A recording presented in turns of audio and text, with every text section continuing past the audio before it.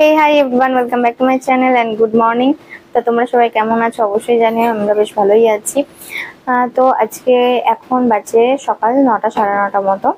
তো যাই হোক, সকালে কি ব্রেকফাস্ট করেছি না করেছি সবকিছুই দেখাচ্ছি, মানে কি রান্না করেছি।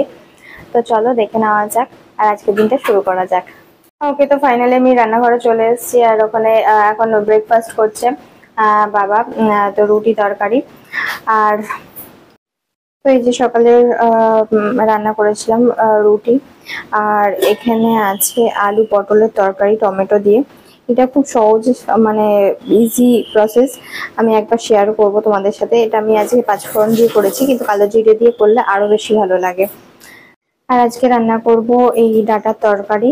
ডাটা কাটা আছে, আর ডাটার মধ্যে যা সবজি দেব সেইগুলো, মানে এখানে রয়েছে কুমড়ো আর পটল, এখানে রয়েছে কাঁঠালের আটি আর আলু কাটা রয়েছে, আর এটা ঘ্যাটকোল পাতা, এটা বাটা করা হবে। ঘ্যাটকোল বা খারকোল যে যে নামে ডাকে। তো চলো রান্নাটা স্টার্ট করা যাক। ওকে, তো সকালে রান্না তো কমপ্লিট হয়ে গেছে, রুটি তরকারি তো করেই নিয়েছি। এখন দুপুরের রান্নাটা করে নিই, আবার আমাকে বেরোতে হবে, কারণ আমি এখন রয়েছি এখানে। আর আমাকে বিকালে একবার খেয়ে দিয়ে আমি এখান থেকে বেরিয়ে যাব, ওই বাড়িতে যাব। আর তো চলো আগে রান্নাটা চটচট করে নিই, তারপরে দেখা হচ্ছে। কড়াইটা গরম করে কড়াইয়ের মধ্যে দিয়ে দিয়েছি তেল। এখানে 2 চামচ তেল আমি ইউজ করেছি। আর দিয়েছি লঙ্কা আর পাঁচফোড়ন। লঙ্কা মানে যে যেরকম ঝাল খেতে পছন্দ করো সেই অনুযায়ী দেবে। আর পাঁচফোড়ন দিয়েছি, এবার বাকি সবজিগুলো দিয়ে দেবো। এখানে আমি ফার্স্টে দিচ্ছি পটল আর কুমড়োটা, আর এরপরে এর সাথে একবারে দিয়ে দেব আলু আর কাঁঠালের আটিগুলোকে। এবার এগুলোকে ভালোভাবে মিক্স করে নেব। আর এর মধ্যে দিয়ে দেব সামান্য পরিমাণ চিনি আর সামান্য পরিমাণ লবণ। চিনিটা অপশনাল, দিতেও পারো নাও দিতে পারো। এখানে দিয়ে দিয়েছি চিনি আর লবণ। এবার এটাকেও ভালোভাবে মিক্স করে নেব। আর হ্যাঁ, মানে রান্নার একটু আওয়াজ আসছে, কথাগুলো হয়তো আসছে শোনাবে, একটু অ্যাডজাস্ট করে নিও। এখানে সব ভাজা হয়ে গেছে, লাল করে ভেজে নিয়েছি। এবার আমি এর মধ্যে দিয়ে দেবো কেটে ধুয়ে রাখা ডাটাগুলোকে। এবার এটা দিয়ে ভালোভাবে মিক্স করে নেবো। আর ডাটা দিয়ে বেশি ভাজার দরকার নেই, হালকা একটু ভাজলেই হবে। এখানে দিয়ে দিয়েছি হলুদ গুঁড়ো, জিরের গুঁড়ো আর ধনের গুঁড়ো। এখানে সব আমি 1 চা চামচ করে দিয়েছি। এবার এটাকে ভালোভাবে মিক্স করে নেবো। আর যদি তলায় লেগে যায়, সামান্য পরিমাণ জল দিয়ে এটাকে মিক্স করতে হবে, দিয়ে ভালোভাবে কষিয়ে নিতে হবে। এখানে মশলাগুলো তলায় লেগে যাচ্ছে বলে আমি সামান্য পরিমাণ জল দিয়েছি। জল দিয়ে এবার এটাকে ভালোভাবে কষিয়ে নেব। এখানে ডাটা আর সব সবজি সেদ্ধ হওয়ার জন্য আমি এখানে সামান্য পরিমাণ জল দিয়ে দিয়েছি। এবার এটাকে ঢেকে লো ফ্লেমে 10 মিনিট কষিয়ে নেব। ওকে, তো এখানে আমি তরকারি বসিয়ে দিয়েছি। এবার নেক্সট আমি করব পনিরের তরকারি। আজকে ডাটার তরকারি আর পনিরের তরকারি করার ইচ্ছা আছে, আর কিছু করার ইচ্ছা নেই। আর ঘ্যাটকোল পাতা নিরামিষ করে করবে বলছে, আর নিরামিষটা অতটা ভালো লাগে না। ঘ্যাটকোল পাতা বাটা মানে রসুনটা বেশি করে দিয়ে একটু কালো জিরে দিয়ে, এইটা বেশ ভালো লাগে। তো আমি বললাম যে করতে হবে না, থাক। তো যাই হোক, তরকারিটা হয়ে যায়, তারপর পনিরের তরকারি রেসিপিটাও শেয়ার করব। ভাবছি এখানে, তো ভাবছি যে পনিরের তরকারি রেসিপিটা আমি এখানে শেয়ার করব না, আলাদাভাবে শেয়ার করব। আর এখানে ছোট ছোট ক্লিপ অ্যাড করে দেবো। তো রেসিপিটা একবার দেখে নিও, আশা করি ভালো লাগবে। ওটা গরম ভাতে খেতে জাস্ট অসাধারণ লাগে, একবার ট্রাই করে দেখুন। অবশ্যই রেসিপিটা শেয়ার করব। তার আগে চলো উপরে যাওয়া যাক। আর পাখিদের ডাক শুনতে পাচ্ছ? এখন মানে এত বৃষ্টি হচ্ছে, মানে সারা দিন টুকটুক করে বৃষ্টি হয়েই যাচ্ছে। মানে সেই ইলশেগুড়ি বৃষ্টি যেটা, সেই রকম বৃষ্টি ঝিরঝির করে হয়েই যাচ্ছে। আর এত শান্ত স্নিগ্ধ পরিবেশ, মানে কি বলবো, এই পরিবেশটা ভালো লাগে। কিন্তু সেটা ঘরে বসে থাকলে ভালো লাগে, বাইরে যদি ওই কাদার মধ্যে প্যাচপ্যাচে কাদার মধ্যে যাওয়া হয় একদমই সেটা ভালো লাগে না। তো চলো উপরে যাওয়া যাক, ফুল টুল ফুটেছে অনেক, দেখে নিই আর পরিবেশটা একবার দেখিয়ে দিই। চলো। তো এখন এটাই হচ্ছে যে একবার করে জামা কাপড় বাইরে মানে মেলতে দেওয়া হচ্ছে, আবার তুলে আনা হচ্ছে। 5 মিনিটের ডিফারেন্স। তো এখানে অনেক জামা কাপড় মেলা রয়েছে। ইগনোর করুন। তো চলো বাইরেটা দেখি। আর এই রথের জন্য চারিদিকে এত মাইক বাজছে যে মানে পুরো পুজো পুজো একটা ভাব, মানে পুজো চলে এসছে এরকম। যদিও পুজো চলেই এসছে, আর একটা মাসও হয়তো বাকি নেই, তবু পুজো পুজো একটা ভাব লাগছে, বেশ ভালো লাগছে। এই পুজো আসছে এই এই জিনিসটাই বেশ ভালো, কিন্তু পুজো চলে এলে বড্ড মন খারাপ হয়ে যায়। 4 দিনেই মা চলে যায়, ভাল লাগে না। তো চলো এখন বাইরেটা দেখানো যাক। এখানে দেখো মর্নিং গ্লোরি, একেবারে জল, বৃষ্টির জল পড়ে রয়েছে, কত সুন্দর লাগছে ফুলটাকে। জানি না ফোকাস নিচ্ছে কিনা, যাই হোক। আর এই ফুলটাও বেশ ভালোই লাগছে। এখানে প্রচুর ফুল গাছ রয়েছে, আজকে লক্ষ্মী জবা ফোটেনি, এই একটাই ফুটেছে। আর এখানে এরকম নয়নতারা ফুল রয়েছে, জানি না একটা ফোকাস নিতে পারছে কিনা, নাকি ঝাপসা হয়ে যাচ্ছে বলতে পারবো না, মানে এই রোদের ইয়েতে আর দেখতে পাচ্ছি না চোখে।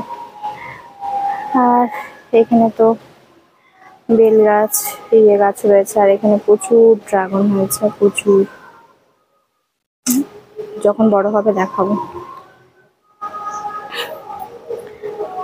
আর কিছু জিনিস দেখাই, এই দেখো লেবু। এই গাছটায় বহুদিন বাদে অনেক প্রচুর লেবু এসছে।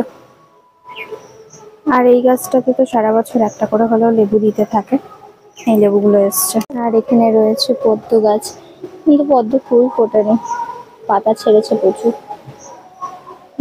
ছোট ছোট পাতা ছেড়েছে। আর এই দিকটা তো চারিদিক জঙ্গল আর জঙ্গল, মানে এখানে পেঁপে গাছ, কি গাছ নেই, আম গাছ, লিচু গাছ, নারকেল গাছ, সব গাছ রয়েছে। এখানে বাঘ ছেড়ে দিলে বাঘকেও খুঁজে পাওয়া যাবে না, এই অবস্থা হয়ে রয়েছে। মেঘলা আকাশ। আচ্ছা তোমরা কেউ এই গাছটার নাম জানো?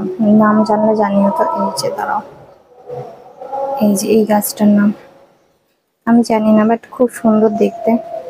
বাবা এনে লাগিয়েছিল, বাবা বলছে আমার মনে নেই। তো যাই হোক, এই গাছটার নাম জানলে কেউ জানিও, ভীষণ সুন্দর। আর এদের এই গাছটা এত বড় হয়ে গেছে, এই মনে হয় ফার্স্ট টাইম এই যে বাতাবি লেবু, এই লেবুটা ধরেছে। যাই হোক, লোকের বাড়ির গাছ দেখাচ্ছিলাম, কি বাজে অবস্থা আমার। মানে ওদের কাছে মানে আজ পর্যন্ত একটা লেবুও ধরতে দেখিনি, এই ফার্স্ট টাইম দেখলাম লেবু হয়েছে বেশ। আর যদি কোনো আওয়াজ পাও তাহলে সেটা বাবা সেলাই করছে, সেই আওয়াজটাই পাচ্ছ। আর যাই হোক, দেখেনি কেউ, দেখলে কি বলতো জানি না। আর ওই গাছটার নাম যদি কেউ জেনে থাকো তাহলে অবশ্যই জানিও ওই গাছটার নাম কি, কারণ বাবাও বলতে পারলো না। এ দেখো আবার রোদ বেরিয়েছে, মানে কি আর বলবো, বাবা সেলাই করছে এখানে। আর মানে বাবাও বলতে পারলো না, আর আমিও সঠিক জানি না ওই গাছটার নাম কি, জানলে পরে অবশ্যই জানাবে। তো চলো দেখি তরকারিটার কি অবস্থা। তরকারি এখনো হয়নি, তরকারিটা হোক। আর ততক্ষণ তোমাদের সাথে একটা কথা শেয়ার করি। আমি মানে তোমাদের জন্য অনেক কটা রেসিপি আমি রেডি করেছিলাম, মানে রেসিপি 3-4টে রেসিপি পেন্ডিং পড়েছিল, যেটা ভয়েস ওভার দিয়ে আমার ছাড়ার কথা ছিল। বাট আমার পুরো মানে ফোনে সমস্ত ছবি, ভিডিও, সমস্ত কিছু অল ডিলিট হয়ে গেছে, অল ডিলিট। মানে কি করে হলো আমি জানি না। আমি সকালবেলা একটু শুয়েছিলাম রান্না টান্না করে, দেন ভাবলাম যে একটা ভিডিও এডিট করে নিয়ে ছাড়বো আজকে সেটা। কিন্তু যখন মানে এডিট করতে যখন বসলাম, তখন দেখি আমার পুরো গ্যালারি ফাঁকা, মানে একটা ফটো নেই, একটা ভিডিও নেই। মানে এতটা খারাপ লাগছিল কি বলবো। মানে এত কষ্ট করে সমস্ত ভিডিওগুলো করি, তো মানে রান্না করতে তো কম খাটনি পড়ে না, তার উপরে যদি ভিডিও করা হয় তাহলে সেখানে টাইমটা ডবল হয়ে যায়। মানে যেটা তোমার 30, ধরো তোমার আধ ঘন্টায় তোমার একটা রান্না কমপ্লিট হয়ে যায়, সেটা যদি তুমি ভিডিও করে করো সেটা 1 ঘন্টা মতো লাগে। তো মানে এই যে কষ্টগুলো মানে ভীষণ মানে সরি ভালো বলছি, ভীষণ খারাপ লাগে।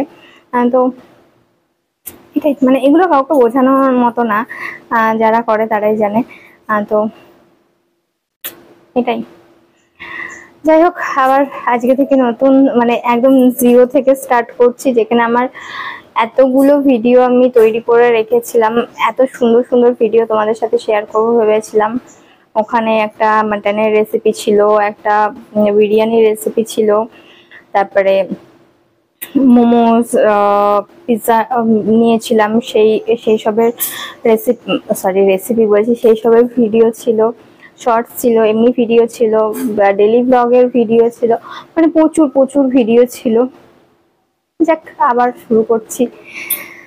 তো তরকারিটা হোক, তারপর দেখা হচ্ছে।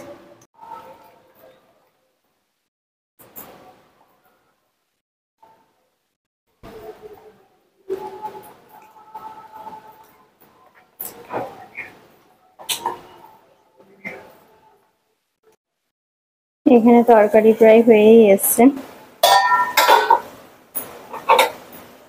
জলও শুকিয়ে গেছে, মানে পুরো প্রায় মাখা মাখা হয়ে গেছে। এবার এটাকে নাবিয়ে দেবো। এখানে চাইলে একটু ভাজা মশলা ইউজ করতে পারো, কিন্তু আমি কিছু দিচ্ছি না, আমি এমনিই নাবিয়ে দিচ্ছি, এমনিও ভীষণ টেস্টি হয় খেতে। তো চলো নাবিয়ে নিই। তো এখানে রান্না কমপ্লিট হয়ে গেছে, আলু পটল কুমড়ো আর কাঁঠালের আঁটি দিয়ে ডাঁটা শাকের তরকারি। তো এই রেসিপিটা এমনিও ভালো লাগে, বা এর উপরে যদি মানে ভাজা মশলা ছড়ানো যায় আরো টেস্টি লাগে, বাট এমনিও খুব সুন্দর লাগে খেতে। তো কেমন হয়েছে অবশ্যই জানিও। বাইরে তো পুরো অন্ধকার হয়ে এসছে, আর আমার তরকারিও কমপ্লিট, ভাত রান্নাও হয়ে গেছে। এখন শুধু করবো পনিরের তরকারিটা। তো চলো চটপট পনিরের তরকারিটা করে নিই, নাহলে এখন মানে যেরকম অন্ধকার হয়ে আছে মনে হচ্ছে ঝেঁপে বৃষ্টি আসবে। তো যাই হোক, আগে পনিরের তরকারিটা করে নিই, তারপরে দেখা হচ্ছে। আর পনিরের তরকারির আলাদা করে মানে রেসিপি আসবে, তো অবশ্যই দেখে নিও, এটার আগে বা পরে হবে। বাবা গেছিল বাজারে, তো বাজারে বলতে মুদিখানার কিছু জিনিস দিয়ে গেছিল, তো সেগুলো আনতে। যেমন এখানে এনেছে এই যে হ্যান্ড ওয়াশ এনেছে, হ্যান্ড ওয়াশ দিয়ে গেছিলো, হ্যান্ড ওয়াশ আনতে বলে, বাট আমি গুঁড়ো আনতে বলেছি, কিন্তু এইটা নিয়ে এসেছি। যাই হোক, এখানে চাউমিন নিয়ে এসছে, চাউমিনটা রেখে দিতে বলি আমি। এখানে দুধ আছে, রিফাইন্ড অয়েল আছে, কালো জিরে এনেছে, আমার কালো জিরে প্রচুর লাগে। যাই হোক, সুজি আছে, এখানে বেসন রয়েছে, আচ্ছা সুজি 2 প্যাকেট, বেসন 2 প্যাকেট, আলু ছোটো 2 প্যাকেট, আর আছে লবণ, বাস এইটুকুই। আর ময়দা আনতে বলেছিল, এনেছে কিনা জানি না। তো বাবা মুদিখানার বাজার করে নিয়ে চলে এসছে। আর আমার এখানে রান্নায় একটু চেঞ্জ হয়েছে বলতে, এখানে মানে আমি তো বললাম যে ডাঁটার তরকারি করবো, আর হচ্ছে কি পনিরের তরকারি করব। তো এর মাঝখানে চলে এসছে যে কি বলে ঝিঙে, না আমি এত তুতলে কথা বলছি কেন কে জানি, মাও চলে এসছে। যাই হোক, ঝিঙে আলুর তরকারি করব, দেন পনিরের তরকারি করব, তো করে নিই। ও আর এখানে দুটো রয়েছে, ওপরেরটা বুদ্ধা যেটা রয়েছে সেটা আমরা মানালিতে গেছিলাম, সেখান থেকে নিয়ে এসেছিলাম। আর এটা পুরীতে গিয়ে নিয়ে এসেছি, জগন্নাথের ওই যে ভোজনের একটা রয়েছে, ওটা এই যে দেখা যাচ্ছে কিনা জানি না, এই যে এটা হচ্ছে মানালি থেকে, আর এটা পুরী থেকে। বেশ সুন্দর লেগেছিল আমার এই দুটো। তো চলো আপাতত রান্নাটা শেষ করি। তো এখানে আমি তেল দিয়ে দিয়েছি, আর তেলের মধ্যে দিয়েছি 5 ফোড়ন, আর দিয়েছি কেটে ধুয়ে রাখা ঝিঙে, আলু আর লঙ্কা। এবার এটাকে ভালোভাবে মিক্স করে নেব। এটাকে ভালোভাবে মিক্স করে নিয়ে এর মধ্যে দিয়ে দেবো লবণ।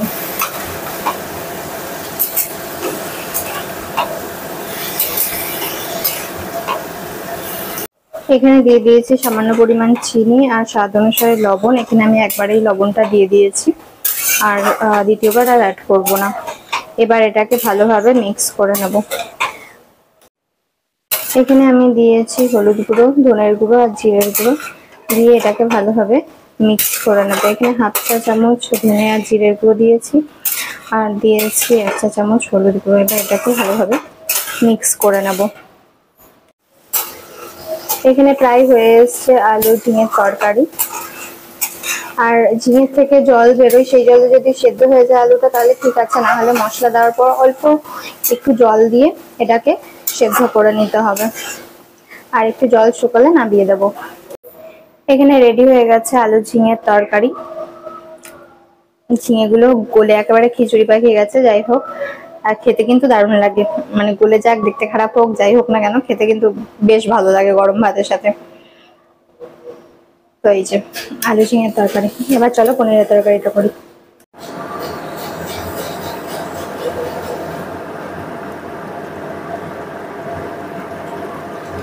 ওকে, আজকের মতো রান্না বান্না কমপ্লিট হয়ে গেছে। এবার একটু রেস্ট নিয়ে যাব স্নান করতে, দেন পুজো করার আছে। আর এখানে এখনো কমপ্লিট হয়নি, এখানে ছোট করে মানে বসিয়ে দিয়েছি ফোটার জন্য। তো পনিরের তরকারিটা হয়ে গেলে তারপরে যাব। যদি স্কিন কেয়ার করি তো করবো, না হলে পরে সোজা যাব স্নানে, দেন পুজো, তারপরে খাওয়া, তারপরে বেরোনো। চলো এক এক করে কমপ্লিট করে নিই, অনেকটাই বেলা হয়ে গেছে, এখন 12:30 মতো বাজে। এক এক করে কমপ্লিট করা যাক। ওকে, এখানে ফেস প্যাক লাগানো কমপ্লিট হয়ে গেছে। এখানে ফেস প্যাক কোনো কেনা ফেস প্যাক আমি ইউজ করিনি, এখানে নিজে হোমমেড তৈরি করে ইউজ করেছি। মানে এটা বেশি ভালো লাগে আমার কেনা ফেস প্যাকের থেকে। আর যদি কেউ জানতে চাও তাহলে পরে আমি অবশ্যই শেয়ার করব, নাহলে শেয়ার করার কোনো প্রয়োজন নেই। তো যাই হোক, আপাতত ফেস প্যাকটা লাগানো থাক 10-15 মিনিট। দেন রান্নাবান্না তো কমপ্লিট হয়েই গেছে, দেখিয়ে দিয়েছি। তো পনিরের তরকারিটা কেমন হয়েছে অবশ্যই জানিও। আর পনিরের তরকারির রেসিপি মানে পরে আসবে, মানে এই ভিডিওটা পোস্টের পরেই আসবে। আমি ভেবেছিলাম এটার আগে পনিরের তরকারিটা শেয়ার করব, বাট না, এটা আগে যাবে, দেন পনিরের তরকারিটা। তো 15 মিনিট ওয়েট করে একটু বসি, রেস্ট নিই, আর দেন স্নান করে পুজো করে তারপর দেখা হচ্ছে। এখানে স্নান করে পুজো করা হয়ে গেছে। তো আজকের ভিডিওটা এখানেই শেষ করছি। দেখা হবে নতুন একটা ভিডিওর সাথে। আমার ভিডিও ভালো লাগলে চ্যানেলটা সাবস্ক্রাইব করো, লাইক কমেন্ট শেয়ার করো। আজকের মতো টাটা।